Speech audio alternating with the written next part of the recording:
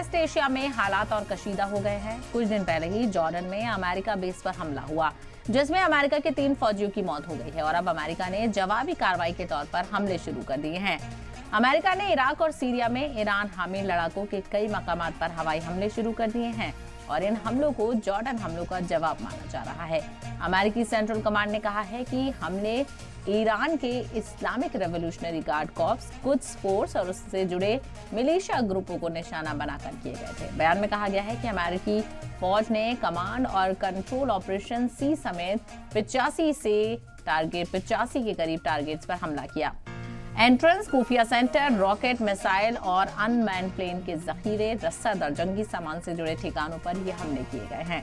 White house ने कहा है कि इराक और सीरिया में ईरान से जुड़े टारगेट्स के खिलाफ अमेरिकी हमले 30 मिनट से ज्यादा वक्त तक चले और जाहिर तौर पर कामयाब रहे। इसी बीच जंग की निगरानी के लिए सीरियाई ऑब्जर्वेटरी का दावा है कि ईस्ट सीरिया में हमलों में कम से कम 18 ईरानी हामी लड़ाके मारे गए हैं।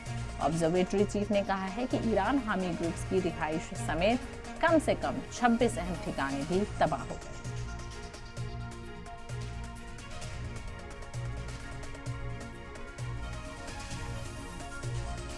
वहीं इराक ने अमेरिकी हमलों की मजम्मत की है और कहा है कि अमेरिका इस इलाके में अदम इस्तेहकाम और बदअमनी पैदा कर सकता है।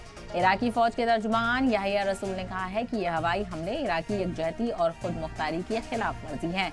इराकी हुकूमत की कोशिशों को कमजोर करने की साजिश हो रही है। ये हमले ऐसे खतरा पैदा कर सकते हैं जो इराक और इस इलाके को और नाजुक लेकिन संगीन नतायज के खिलाफ ले जा सकते हैं। दूसरी जानिब अमेरिका का कहना है कि उसने ईरान से जुड़े टारगेट्स के खिलाफ हमले करने से पहले इराकी हुकूमत को जानकारी दी थी।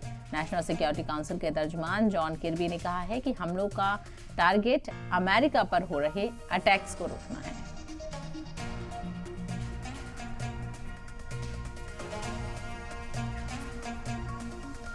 इसके अलावा अमेरिका का इराक और सीरिया पर हमलों से पहले ईरान के सदर इब्राहिम रईसी ने जवाबी कार्रवाई में किसी भी मुमकिन हमले के खिलाफ सख्त इंतबाह जारी किया था।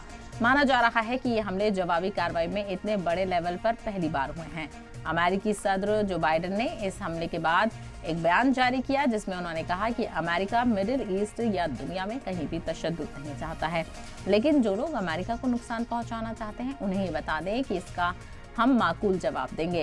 ये हमले जॉर्डन में मारे गए 3 अमेरिकी फौजियों के परिवारों से सदर जो बाइडेन की मुलाकात के कुछ घंटों बाद हुए। तीनों फौजियों की पहचान William Jerome river, Kennedy Sanders और ब्रियोना मॉफेट के तौर पर की गई है। तो हमलों को लेकर लगातार कशीदगी का इजहार किया जा रहा है। एक तरफ ईरान, इराक की तरफ से बयानबाजी देखने को मिल रही है, तो दूसरी तरफ अमेरिका भी माकूल जवाब देता हुआ नजर आ रहा है और अमेरिका की तरफ से कहा जा रहा है कि वो मिडिल ईस्ट में किसी भी तरह की कशीदगी नहीं चाहता है, लेकिन अगर उस पर हमला किया जाएगा तो वो भी माकूल जवाब देगा। तो मिडिल ईस्ट खित्ते में और खास करके बात करें तो वेस्ट एशिया में हालात पेचीदा होते हुए नजर आ रहे हैं और कशीदगी बढ़ती हुई नजर आ रही है। फौजियों पर हमला किया गया तो वहीं अमेरिका की तरफ से भी जवाब दिया जा रहा है। इसी को लेकर क्या कुछ और हालात आगे नजर आएंगे और